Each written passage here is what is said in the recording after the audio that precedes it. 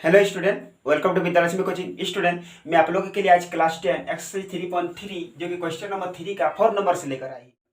तो देखिए क्वेश्चन दे रखी है कि एक नगर टैक्सी के भाड़े में एक नियत भाड़े के अतिरिक्त चली गई दूरी पर भाड़ा सम्मिलित किया गया है और बोल रहे 10 किलोमीटर दूरी के लिए आपको 105 रुपये चुकाना पड़ेगा तथा 15 किलोमीटर दूरी के लिए 155 रुपया तथा नियत भाड़ा तथा प्रति किलोमीटर भाड़ा क्या है। यानी आपको निकालने बोल रहे हैं कि नियत भाड़ा तथा आपको प्रति किलोमीटर भाड़ा निकालने के लिए बोल रहे हैं। फिर बोल रहे हैं एक व्यक्ति को 25 किलोमीटर यात्रा करने के लिए कितना भाड़ा देना पड़ेगा।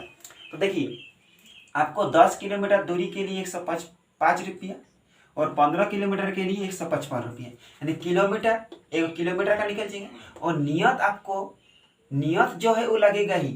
मानिए मतलब ए से लेकर अगर बी की दूरी आपको 15 किलोमीटर है तो वो आपका नियत जो है ही है। नियत मानिए मतलब 10 रुपया भाड़ा है, वो देना ही पड़ेगा। फिर मानिए बी से अगर किसी तरह सी के जगह चला गया जबकि यह आप मात्र 5 किलोमीटर है तो इसके लिए आपको हो सके 15 रुपया भी चुकाना पड़ेगा।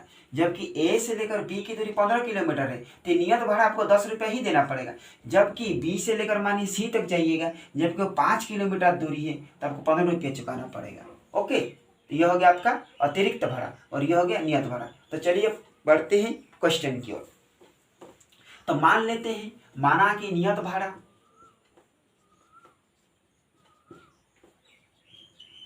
इक्वल टू एक्स रुपया ले लेते हैं ना।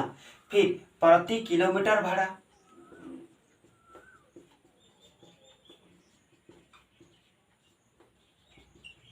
इक्वल टू वाई रुपया ले लेते हैं। ओके, अब देखिए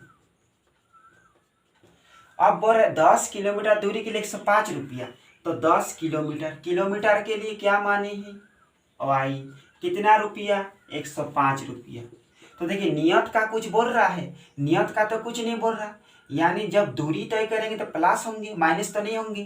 तो हम लोग यहाँ पर सिर्फ एक्स लिखिए कि नियत का मान के लिए एक्स इक्वल टू 10 किलोमीटर के लिए वाई इक्वल टू 105। ये होगा समीकरण 1। फिर अब इक्वेशन 2 में चलते हैं। बोले 105 बोल रहे हैं कि 15 किलोमीटर के लिए 155 रुपया देना पड़ेगा। तो 15 किलोमीटर की भाड़ा क्या माने हैं वाई कितना रुपया 155 रुपया। अब नियत को कुछ है नहीं तो नियत के चलते प्लस देकर एक्स ले लेते हैं। यह हो गया आपका समीकरण 2। जब समीकरण 1 से निकलेंगे तो 3 निकल जाएगा और समीकरण 2 से निकालेंगे तो 4 निकल जाएगा। तो चलिए हम लोग निकालते हैं कि समीकरण 1 से सेम क्वेश्चन लिखेंगे x plus 10y equal to 105। Okay, तो देखिए फिर हम लोग क्या करें x बराबर 105 प्लस है उधर चला जाएगा तो माइनस हो गया। यह हो गया आपका समीकरण 3। अब एक का कोई काम नहीं, चले फिर इधर आते हैं समीकरण 2 से सेम क्वेश्चन उतारेंगे x plus 15y equal to 155। Okay, तो फिर लीजिए x बराबर 155 प्लस है उधर चला गया तो माइनस है। यह हो गया आपका समीकरण 4। अब समीकरण 3 और 4 से हल करते हैं।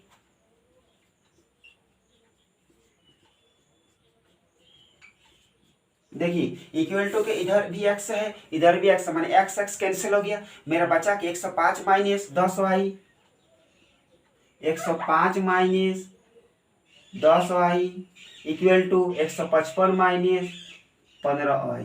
ओके, तो देखिए इधर भी y इधर भी y तो y को एक साइड कर लेते हैं। तो माइनस 10y माइनस इधर चला गया तो प्लस 15y। अब इक्वल टू में 155 कुछ नहीं मैंने प्लस उधर चला जाएगा तो आपका माइनस हो जाएगा 105। ओके, अब देखिए प्लस माइनस माइनस तो 10 ये 15 में 10 चला गया तो 5 बचा, बड़ा में प्लस तो प्लस। फिर इक्वल टू में 155 में अगर 105 चला जाएगा तो आपका 50 बचेगा। देखिए 100 में 150 में 100 घटा दीजिए आपका 50 बचा। फिर इसमें 5 इसमें 5 कैंसिल। तो हम लोग कर सकते हैं कि y बराबर 50 कोई चीज़ गुना में है तो बटा में, यानी 5 10 से 50 तो y बराबर आ गया 10। यही y आपका निकल गया। अब हम लोग समीकरण 3 में भी y का मान रख सकते हैं और समीकरण 4 में भी मान रख सकते हैं तो x का मान निकल जाएगी। तो चलिए इसका पहले एक बार स्क्रीनशॉट ले लीजिए। अब देखिए इतना बनाने के बाद फिर यहाँ आ जाइएगा समीकरण 3 में y का मान रखने पर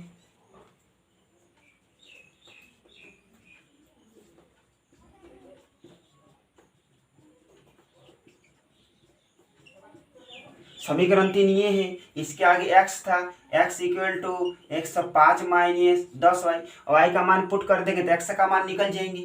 ओके, तो चलिए x equal to 105 minus 10, y का मान आ गया आपका 10, तो x इक्वल टू 105 माइनस 10, 10 से 100, तो x का मान 105 में 100 चला गया, तब का 5 आ गया। ओके, अब आपको क्या बोल रहे हैं, देखिए यहाँ पर आपको बोल रहे हैं कि एक व्यक्ति को 25 किलोमीटर यात्रा करने के लिए कितना रुपया देना पड़ेगा, तो 25 किलो। चलिए अब फिर इसको निकालते हैं। ठीक है, 25 किलोमीटर, 25 किलोमीटर, किलोमीटर के लिए हम लोग क्या माने थे, y माने थे।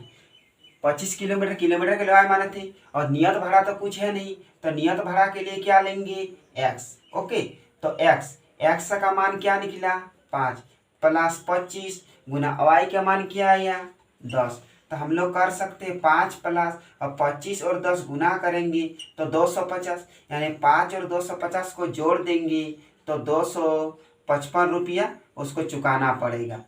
ओके, 25 किलोमीटर दूरी के लिए 255, तो यही हो गया आपका आंसर। आई होप आप समझ गए होंगे। फिर बढ़ते हैं अब नेक्स्ट क्वेश्चन की। तो फिर चलिए फिर बढ़ते हैं 3 का 5 नंबर क्वेश्चन को। 3 का 5 नंबर क्वेश्चन देखिए, यदि किसी भिन्न के अंश तथा हर में 2 जोड़ दिया जाए तो वह 9/11 हो जाती है। यदि अंश तथा हर दोनों में 3 जोड़ दिया जाए तो वह 5/6 हो जाती है। तो वह भिन्न ज्ञात कीजिए। यानी हम लोग जानते हैं कि भिन्न बराबर अंश बटा हर होते हैं, तो हम लोग को अंश मान लेना है x और y और हर मान लेना y।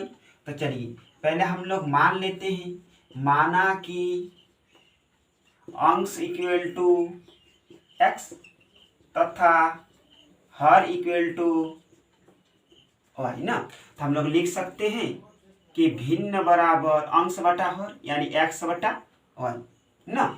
तो चलिए अब हम लोग आते हैं प्रश्न से।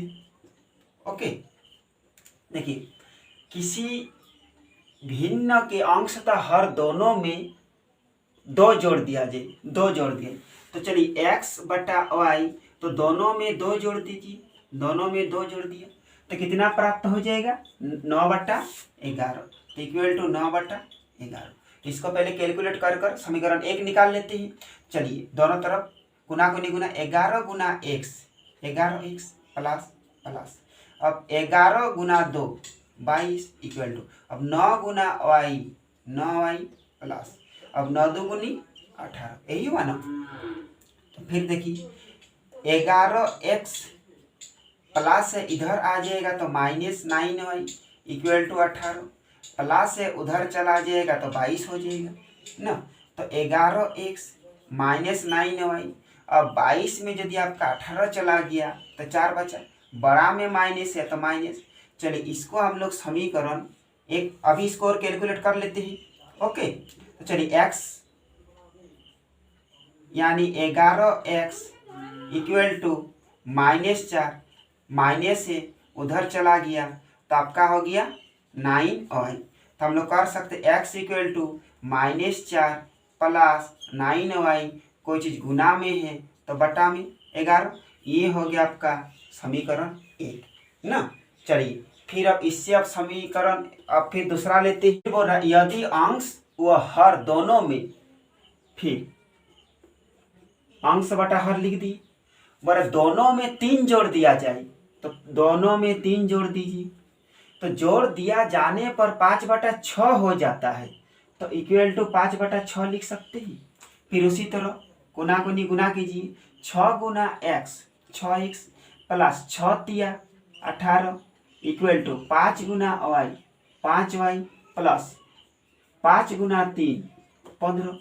तो चलिए अब देखिए 6x प्लस है इधर चला आया तो -5y, अब इक्वल टू 15, अब प्लस है उधर चला जाएगा तो माइनस, अब कीजिए 6x -5y, फिर 18 में यदि 15 चला गया तो आपका 3 बचा, फिर बड़ा में माइनस तो माइनस बचा।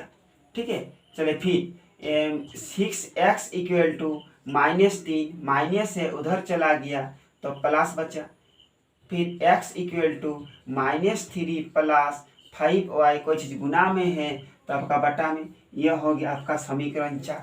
अब समीकरण 2 होंगे। ठीक है, ये समीकरण 2। अब समीकरण 1 और 2 से कैलकुलेट करेंगे तो आ जाएगा x और y का मान आ जाएगा। तो चलिए इसका पहले आप एक बार स्क्रीनशॉट लीजिए ताकि मिटाएंगे। तो फिर देखिए अब हम लोग समीकरण 1 और 2 से निकालेंगे। तो यहाँ निकाल रहे हैं कि समीकरण 1 और 2 से ना, देखिए इधर भी x है इधर भी x है, माने x x कैंसिल हो गया तो बचा क्या -4 + 9y बटा 11, फिर इक्वल टू में बचा -3 + 5y बटा 6। अब क्या करेंगे, इधर भी उसी तरह गुना गुना करेंगे। तो 4 × 6 = 24 + 6 × 9 = 54 y इक्वल टू 3 × 11 = 33, माइनस है माइनस लीजिए, फिर प्लस 11 × 5 = 55y ना। तो एक काष्टक एक सल्ला दीजिए, इसमें भी y है इधर भी y है, तो 54y प्लस है इधर चला आएगा तो माइनस, फिर इधर -33 माइनस है उधर चला गया तो आपका प्लस हो गया ना। अब देखिए 55 में यदि 54 चला गया आपका y बचा, एक का कोई वैल्यू नहीं, बड़ा माइनस है तो माइनस, फिर अब माइनस प्लस माइनस, अब क्या कीजिए 33 में आप 24 घटा दीजिए ना, तो कितना बच गया 9 बच गया, बड़ा में माइनस है तो माइनस, तो दोनों तरफ माइनस माइनस कैंसिल यानी y बराबर 9 आ गया। अब समीकरण 1 में भी रख सकता है y के मान, 2 में भी रख सकता है, तो आपका x का मान निकल आएगा। तो चलिए अब बनाते हैं हम लोग समीकरण 1 में y का मान रखने पर। बनाते हैं कि समीकरण 1 में y का मान रखने पर, देखिए समीकरण 1 यही है तो इसके आगे सिर्फ x था, x = -4 + 9y बटा 11। तो देखिए -4 + 9 सिर्फ y की जगह 9 बैठा देंगे, ओके, बटा 11 यानी -4 + 9 × 9 = 81 बटा 11। अब 81 में यदि 4 चला गया तो 77 बचा, बड़ा में प्लस है तो प्लस यानी 7 × 11 = 77। तो यही आपका x का मान निकल गया 7 ना, आपका y का मान निकल गया और x का मान निकल गया। तो आपको क्या निकालने बोले हैं, मेरा भिन्न ज्ञात कीजिए, भिन्न। तो हम लोग लिख सकते हैं कि भिन्न बराबर क्या माने तो x बटा y, तो 7 x की जगह 7 और y की जगह 9 लिख सकते हैं। आई होप आप अच्छे तरह समझ गए होंगे। अब फिर बढ़ते हैं नेक्स्ट क्वेश्चन की ओर। तो फिर चलिए हम लोग फिर आगे क्वेश्चन की 3 का 6 नंबर क्वेश्चन दे रखे 5 वर्ष बाद जैकब की आयु उसके पुत्र की आयु से 3 गुनी हो जाएगी, ओके। फिर बोल रहे कि 5 वर्ष पूर्व जैकब की आयु उसके पुत्र की आयु से 7 गुनी थी, तो उनकी आयु ज्ञात कीजिए। तो फिर चलिए हम लोग मान लेते हैं कि माना कि जैकब की आयु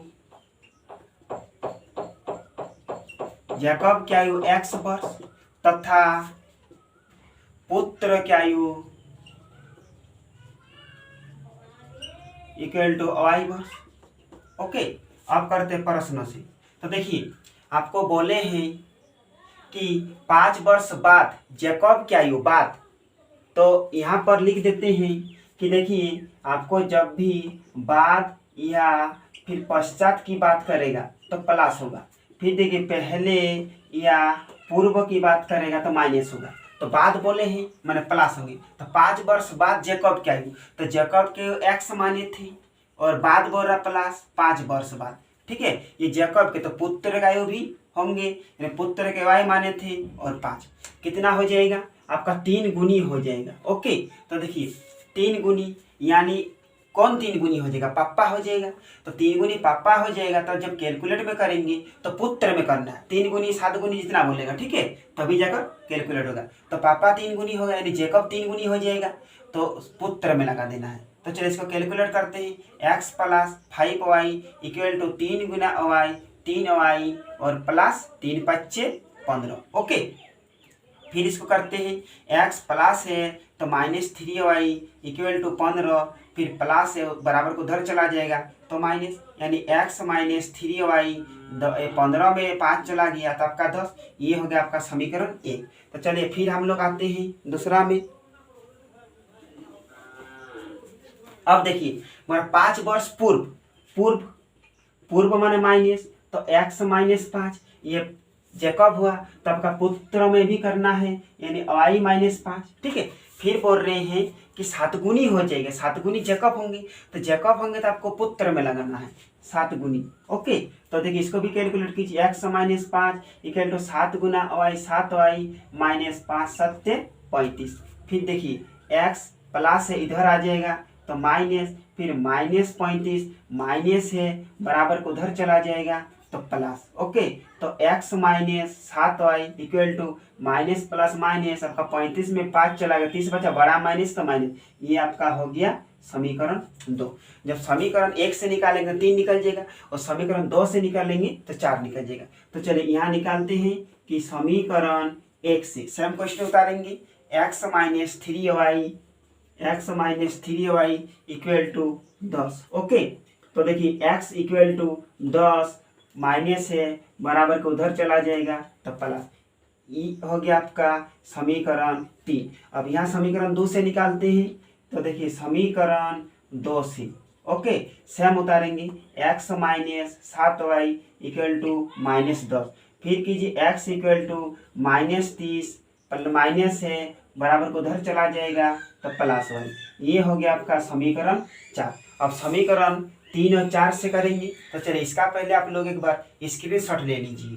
ओके, तो फिर चलिए अब यहाँ से यहाँ आइएगा कि समीकरण 3 और 4 से देखिए इधर भी इक्वल टू किधर x माने x कैंसिल हो गया, तो बचा क्या आपका 10 plus 3y equal to minus 30 plus 7y minus 30 plus 7y। Okay, तो देखिए बराबर की इधर भी y है और इधर y है, तो y को एक साइड ले लेते हैं, तो 3y प्लस है इधर चलाएगा तो माइनस 7y, फिर माइनस 30 प्लस है उधर चला जाएगा तो माइनस, फिर देखिए माइनस तो 7 में 3 चला गया तो 4y बचा, बड़ा माइनस है तो माइनस, फिर माइनस माइनस प्लस, लेकिन चिन्ह माइनस तो जोड़ हो जाएगा 30 और 10 है 40, दोनों तरफ माइनस माइनस कैंसिल हो गया, तो बचा आपका 4y बाई 40, यानी y बराबर 40, कोई चीज़ गुना में है तो बटा में, यानी 4 10 से 40, तो y का मान मेरा आ गया 40, ये y का मान आ गया 10।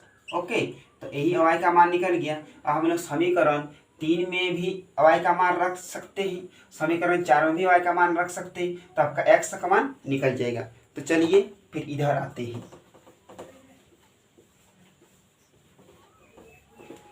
तो रखते हैं कि समीकरण 3 में y का मान रखने पर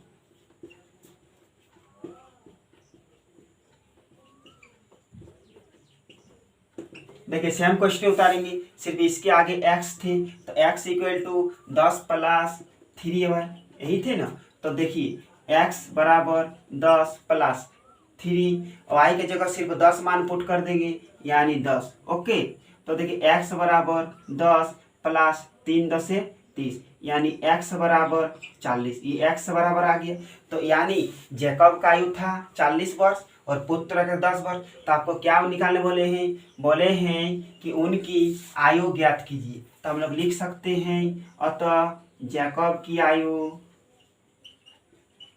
इक्वल टू 40 वर्ष तथा पुत्र की आयु इक्वल टू 10 वर्ष, यही आपको निकाल। आई होप आप अच्छे तरह से समझ गए होंगे। फिर भी मिलते हैं अब नेक्स्ट वीडियो में, तब तक बाय।